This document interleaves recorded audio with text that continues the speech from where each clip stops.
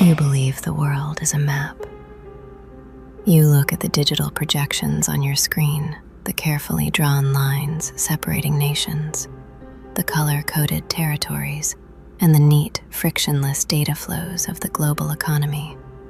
And you believe you understand geopolitics. You believe that because capital can move from New York to Shanghai in the fraction of a millisecond, the world has become a single, unified organism. You have swallowed the ultimate pacifying lie of the late 20th century, the illusion of the global village. You think that the internet, the supply chains, and the mutual assured destruction of the nuclear age have rendered ancient tectonic conflicts obsolete. You are hallucinating. You are mistaking the thin, digital veneer of the new city for the crushing, immovable bedrock of the old city.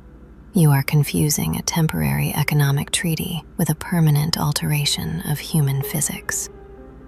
The architecture of the world is not determined by treaties, and it is certainly not determined by the frictionless algorithms of the digital panopticon.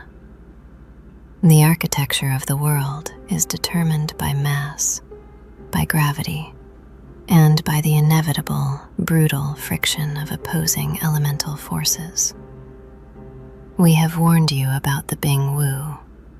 We have briefed you on the extreme yang energy of 2026, the year of the fire horse. We have decoded the king of terror, the algorithmic furnace that is incinerating the nervous system of the masses. And we have explained how the Mars frequency is driving the human herd into a state of blind, synchronized aggression. But you must understand the theater in which this aggression will ultimately be deployed. The digital flashover is not just happening inside your home.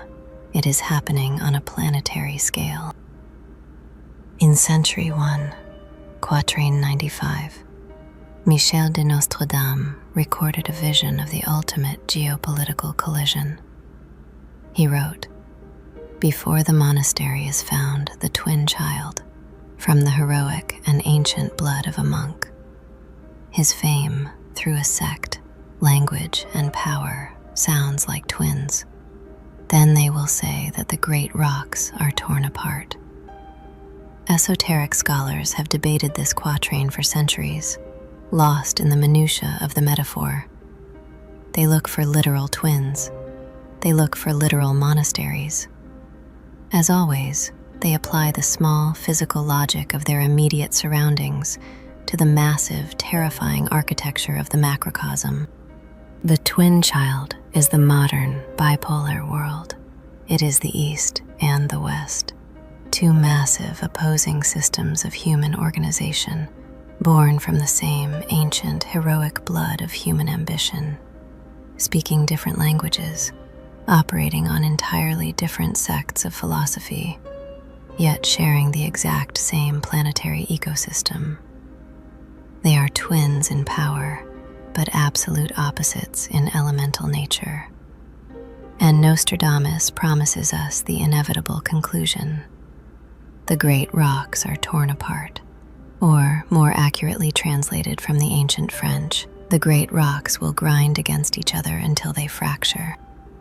This is a strategic briefing on the two great rocks.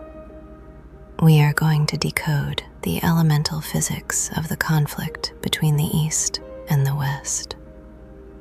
We are going to reveal how the fire horse of 2026 accelerates this collision from a cold economic standoff into a catastrophic physical grinding of tectonic plates. And we are going to teach you how the sovereign mind must position its assets, its legal structures, and its physical body to avoid being crushed between the stones, and instead, how to mine the diamonds created by their immense destructive pressure. Fate is a code to be broken. Let us decode the collision. To survive the grinding of the rocks, you must first understand what the rocks are made of. You must understand the elemental geometry of the East and the West. In Chinese metaphysics, the globe is not just divided by geography, it is divided by elemental resonance. The East is governed by the element of wood. Wood is the energy of the rising sun, of spring, of the forest. Wood is collective. A single tree is fragile, but a forest is an impenetrable, sprawling, deeply rooted system that shares resources through an invisible underground network.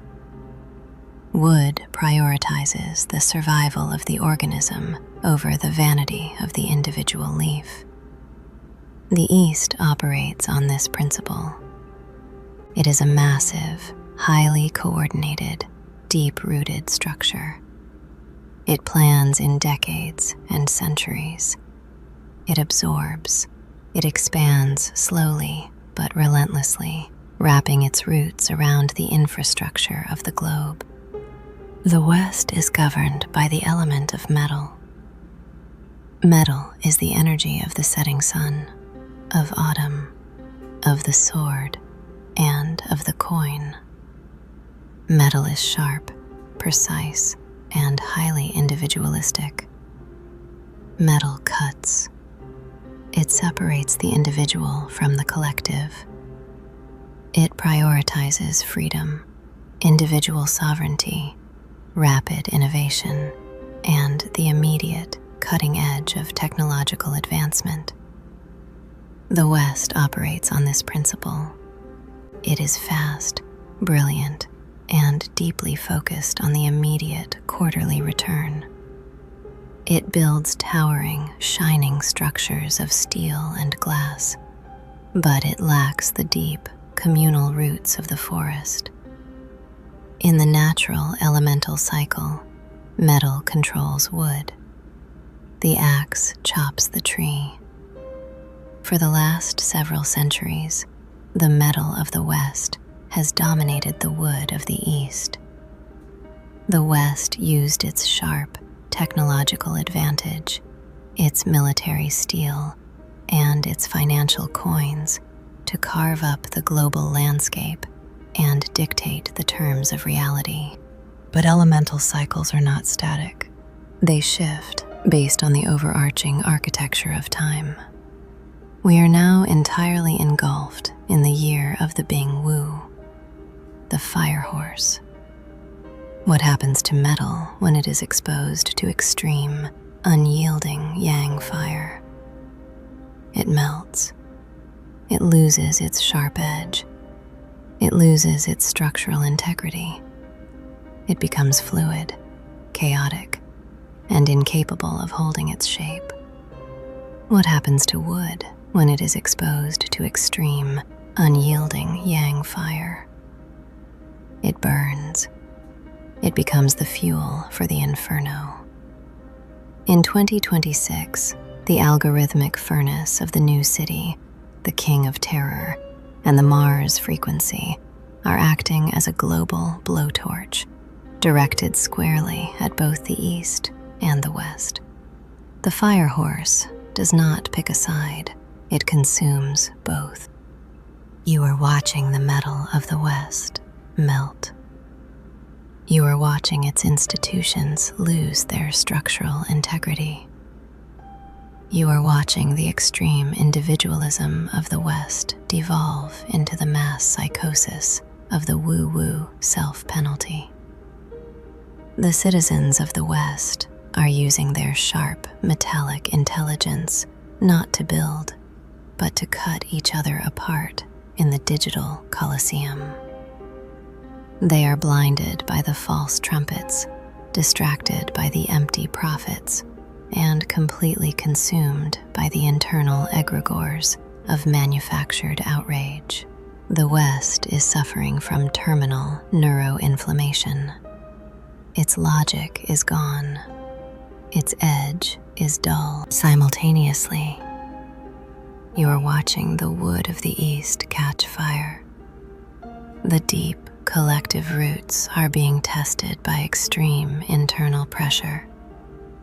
The massive, sprawling populations are feeling the heat of the global economic flashover, and the centralized structures are forced to become increasingly authoritarian, increasingly rigid, to prevent the entire forest from erupting into a chaotic blaze. When melting metal and burning wood are forced to occupy the same geopolitical space, the friction is absolute.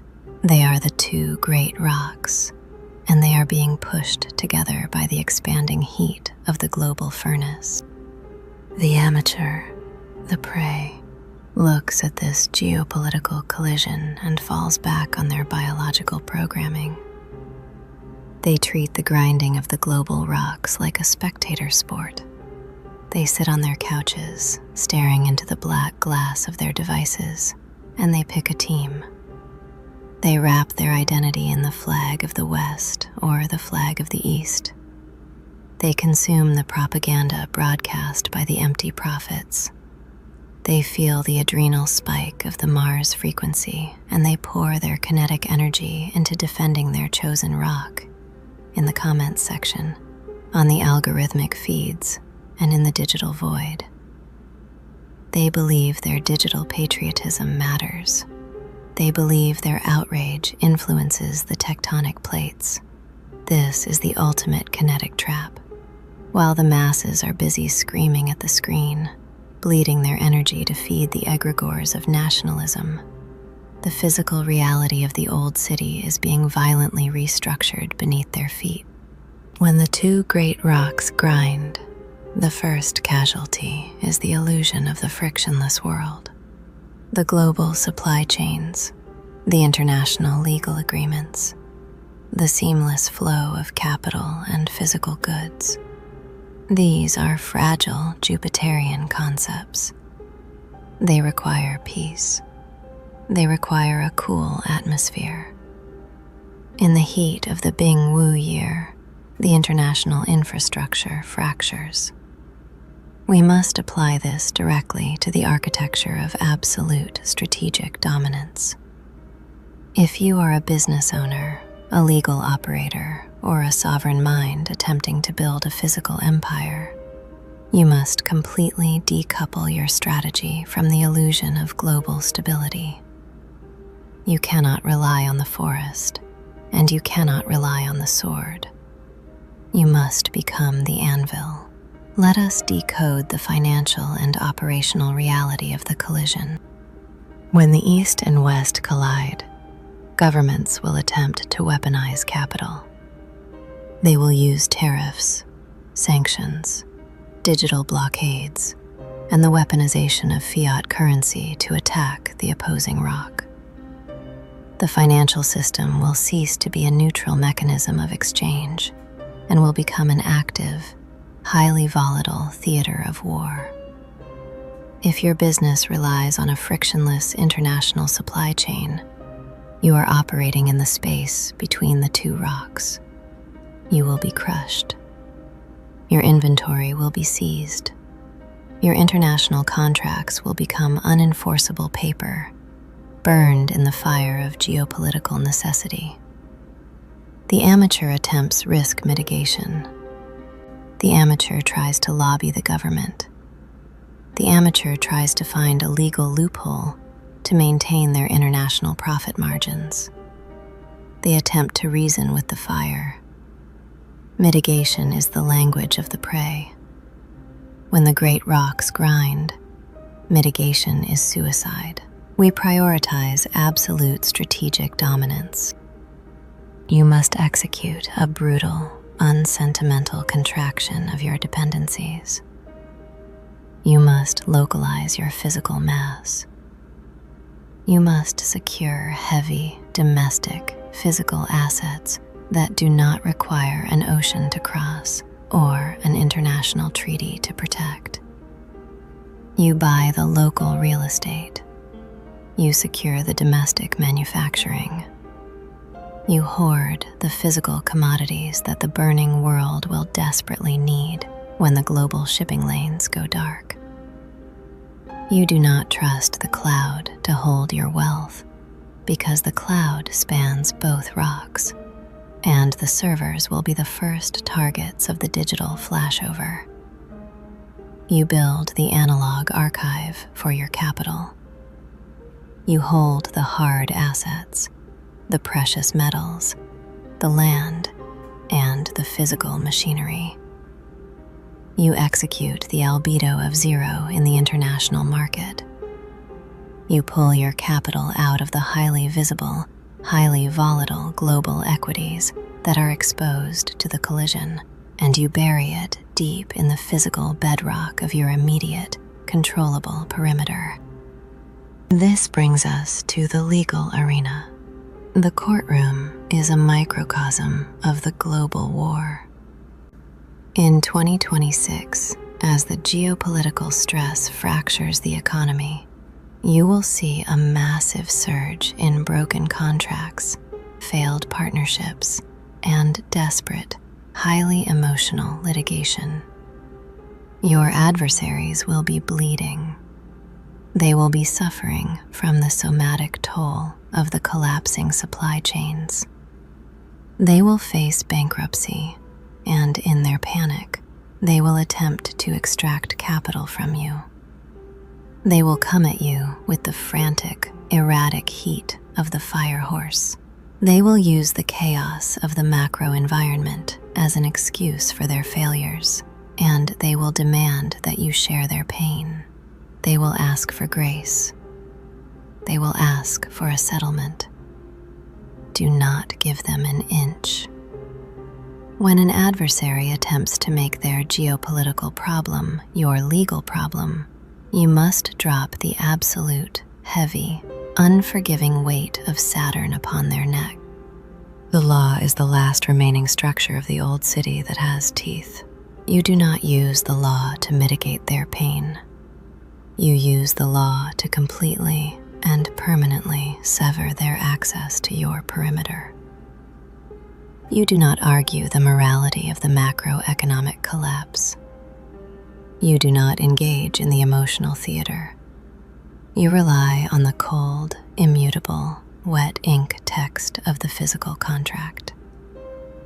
You execute the protocol of delay, using the bureaucratic friction of the courts to bleed their remaining desperate energy.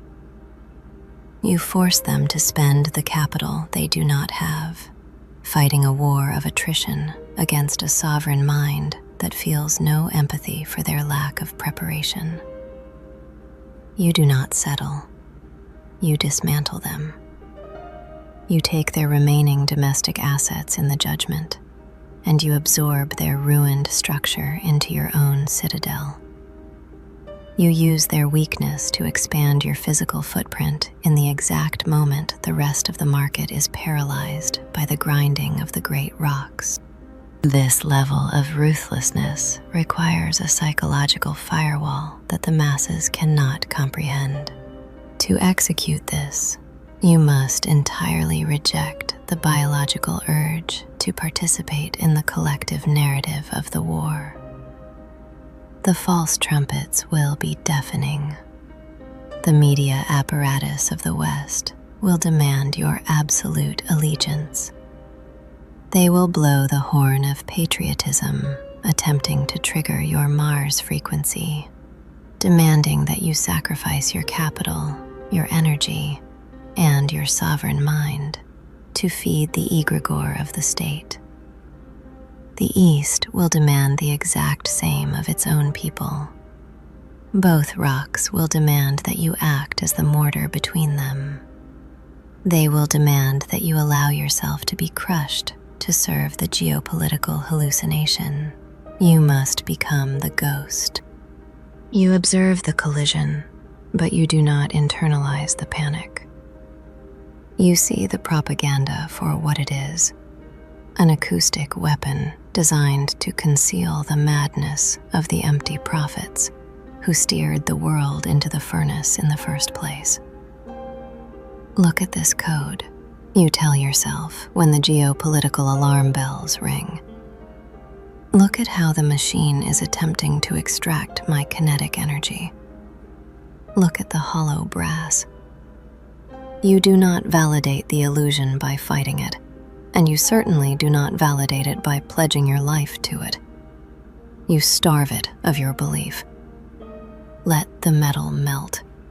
Let the wood burn.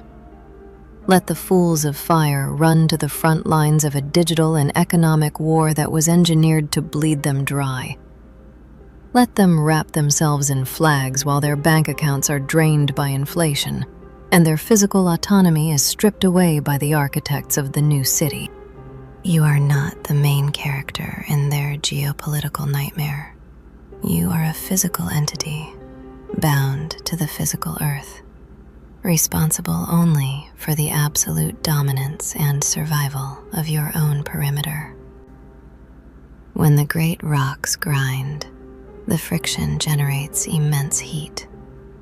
That heat destroys the weak, but it also creates massive, unprecedented inefficiencies in the market. When the world is screaming, no one is looking at the shadows. When the institutions are focused on destroying each other, their domestic flanks are left completely undefended. Strategic dominance requires you to view the geopolitical collision not as an apocalypse, but as the ultimate operational camouflage. While the eye of Sauron is fixed across the ocean, you are moving quietly, heavily, and ruthlessly within your own borders. You are executing the hostile takeovers of exhausted competitors. You are securing the ironclad legal precedents that will protect your wealth for generations. You are building the physical networks of high-trust individuals, the parallel economy, that operate entirely outside the purview of the melting, burning, frantic state apparatus. You use the noise of the global war to mask your ascent. You must understand that the Bing Wu year is not the end of the timeline. The fire will eventually exhaust itself. The rocks will grind until one of them shatters, or until both are worn down to dust. And after the fire comes the year 2027, the Dingwei, the Yin fire sheep, the year of the ghost. When the global war reaches its terrifying, exhausted conclusion, the world will be covered in ash. The global economy will be a graveyard. The masses will be entirely depleted, suffering from the terminal stage of their kinetic extraction. They will have nothing left to fight for, and nothing left to fight with. If you allow yourself to be caught in the grinding of the rocks today, you will be nothing but a ghost in the graveyard tomorrow. You will have no capital, no energy, and no physical assets remaining. But if you hold your ground now, if you establish the air gap, lower your albedo to zero, and aggressively hoard the heavy physical mass of the old city, while the rest of the world is chasing digital and geopolitical hallucinations, you will emerge from the collision as the apex predator of the ruins. You will stand on the bedrock, completely unburnt, possessing the capital, the legal authority, and the cold, saturnine discipline required to dictate the terms of the new reality. You do not mitigate the war. You do not try to stop the rocks from colliding. You step back. You let the collision occur, and you take the kingdom that the fools abandoned in their panic. The king of terror feeds on the friction of the masses. Do not provide the friction. Provide the anvil. This is prescient. We are watching the collision, and we are calculating the physics of your absolute, unyielding conquest. On this channel, we decode the architecture of fate, breaking it down into systems you can use to dominate the board. If you possess the discipline for this type of content, subscribe to our channel. Otherwise, return to the grinding of the stones. We may never see each other again. See you again soon, dear viewer.